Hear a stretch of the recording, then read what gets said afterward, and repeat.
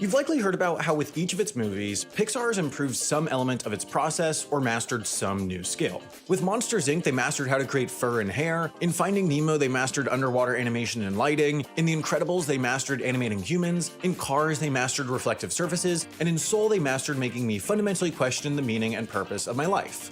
But as technology has progressed, one thing has stayed remarkably constant. It typically takes years to render one of their movies, which raises the question, why? Rendering is the process by which computers spit out the actual final frames that will create an animated movie. It's a complex process, but it can ultimately be thought of very simply. The computer must answer one basic question: what color is this pixel? The problem is, the computer has to answer that question, like, a lot. Let's say Pixar makes a movie in HD, which they probably wouldn't, but for the sake of simplicity, let's say they did. You might sometimes hear this called 1080p. That's because it's 1080 pixels by 1920 pixels for a total of 2,073,600 pixels in a frame. Pixar's movies are in 24 FPS, or frames per second, so that's 49,766,400 pixels per second, meaning for a 90-minute or 5,400-second movie, the computer has to answer the question, what color is this pixel, 268,738,560,000 times. To put into perspective how big 268,738,560,000 is, if I ate 268,738,560,000 hot dogs, I would die.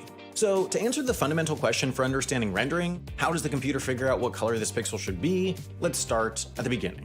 Characters at Pixar start, of course, as story and art. Artists and writers come up with weird little guys who would do funny little things that would make us weep uncontrollably.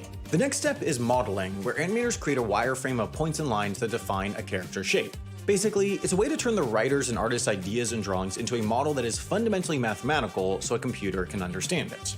The next step is rigging, where the model forms relationships to how it moves. In rigging, character models are fitted with virtual bones, muscles, joints, and so on to give the animators the control points they use to move characters around. They also use tools called deformers and displacers to define how the character's elements have relationships to each other. That way, if a character smiles, their mouth moves, but also their chin goes down, their cheeks get lines, their eyes widen, their eyebrows raise, and whatever else happens when you smile. I don't totally know, as I refuse to smile until jet lag gets a gold play button. Next, they animate surfaces, which are basically all about figuring out how a surface interacts with light. Is it shiny, or matte, or ooey gooey sticky icky, which is calculated using a mathematical function called BRDF, which stands for Big Rocking Deflection Thingy. Afterwards, virtual 3D sets are built, lighting designers add in virtual light sources, and virtual cameras are added into those virtual sets to determine what parts of the shot will actually end up in the frame of the movie you see. Then, to add things like fur, hair, and clothing, there's simulation. Basically, something like fur has potentially millions of hairs, which can't be individually animated, so physics models have to be built to simulate their motion.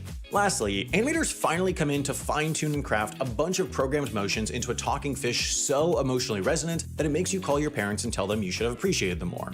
And then finally, once this is all done, essentially the movie is made, it's time to render.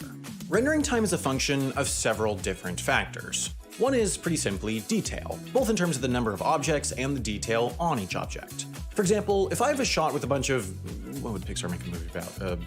Talking socks overcoming nihilism. The more talking socks, the more render time, and the more detail put into rendering the fabric on each sock, adding more individual threads that are taken into account, the longer. Another key aspect is the number of samples per pixel, which is really complicated, so I'm going to simplify things in a way that hits the perfect mix of simultaneously annoying animators and still confusing you. Let's start here. If you had to guess, you'd probably assume that to render a shot, the computer looks at the lighting sources rigged up by the lighting designers, then simulates having that light get shot down and reflected and refract off the surfaces, and then it would see what light reaches the camera. The thing is, if the computer did that, most of the light wouldn't reach the camera, making that super inefficient. So instead, at least in several of its movies, Pixar uses ray tracing, where the computer sort of shoots out a theoretical beam of light from one of the pixels in his camera frame onto the scene, and then sees if, when it bounces off whatever it hits, it reaches a light source. If it doesn't, the pixel is dark. If it does, it's bright. But light can bounce many different ways, so if you only simulate this once per pixel, most of your theoretical light beams won't hit a lighting source, so you'll end up with a bunch of dark spots that shouldn't really be dark. Instead, the computer runs multiple samples per pixel to see potentially hundreds or thousands of ways the light could bounce, and then averages those to create a crisp image. The computer also must determine how many times to let the light bounce, which adds significantly to render time as well. So, going back to the title I so cleverly engineered to trick you into clicking this video, why do Pixar movies take years to render? Well, movies have to be rendered at massively high levels of detail, with a huge number of samples per pixel and with several light bounces, ultimately having to answer the question, what color is this pixel, over 260 billion times. Arguably though, the biggest part of why rendering takes so long is that Pixar is always pushing the limits of what's possible. With Pixar's modern technology, their special rendering software called RenderBand and their render farm that has 2,000 machines and 24,000 cores, which by the way makes it one of the 25 largest supercomputers in the world, they could render the original Toy Story in about an hour.